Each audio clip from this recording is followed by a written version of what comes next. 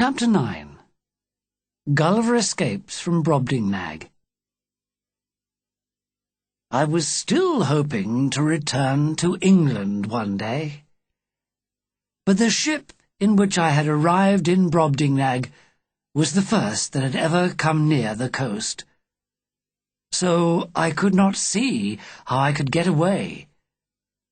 I began to think more and more about my family and my home. By now, I had been in Brobdingnag for about 2 years. When the King and Queen travelled to the south coast, Glumdalclitch and I went with them. I really wanted to be close to the sea again, which I had not seen or even smelt for so long. As Glumdalclitch was ill, I asked a young servant to take me down to the beach for some fresh air. The boy carried me in my travelling box and put me down on the beach while he looked for birds' eggs among the rocks. I looked sadly at the sea, but stayed in my box, and after a while I fell asleep. I was woken suddenly when my box was lifted high in the air. I can only suppose that a large bird took hold of the ring on top of the box with his talons and flew away with it. Through the windows I could see the sky and clouds passing by, and I could hear the noise of the bird's wings. Then I was falling so fast that I felt quite breathless.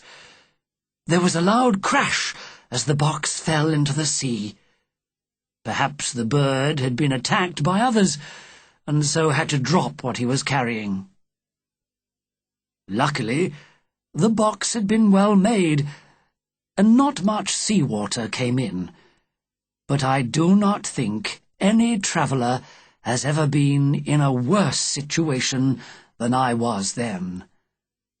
I wondered how long I would survive with no food or drink in the middle of the ocean. I felt sure I would never see poor Glumdalclitch again, and I knew how sad she would be to lose me. Several hours passed, and then I suddenly heard a strange noise above my head. People were fastening a rope to the ring. Then my box was pulled through the water. Was it a ship that was pulling me along? "Help! Help!" I shouted as loudly as I could. I was delighted to hear English voices reply. "Who's there?" they cried. "I'm English!" I shouted back desperately. "Please help me to get out of here.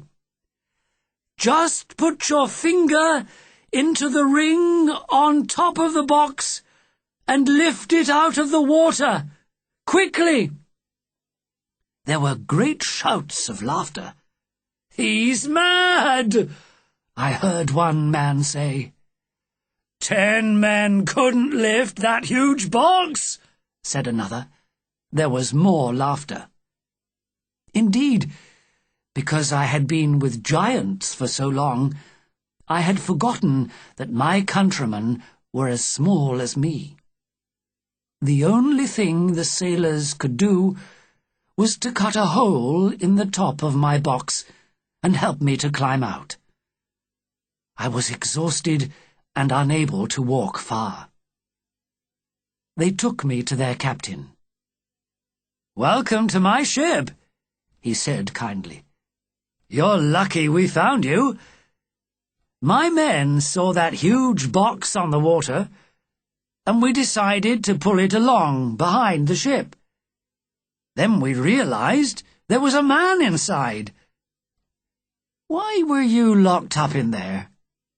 Was it a punishment for some terrible crime? But tell me all about it later. Now you need to sleep, and then eat." When I told him my story a few hours later, he found it difficult to believe. But after a while, he began to accept that what I told him must be true. "But why do you shout so loudly?" he asked. "We can hear you perfectly well if you speak normally." "You see," I explained, "for 2 years I've had to shout to make myself understood by the giants.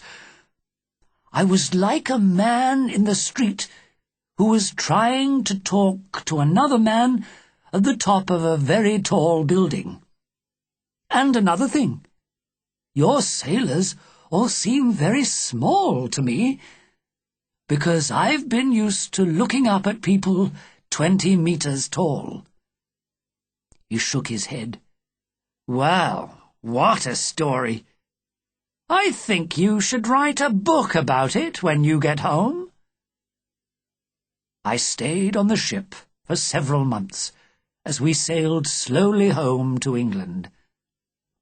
Finally, we arrived in Bristol on June the 3rd, 1706.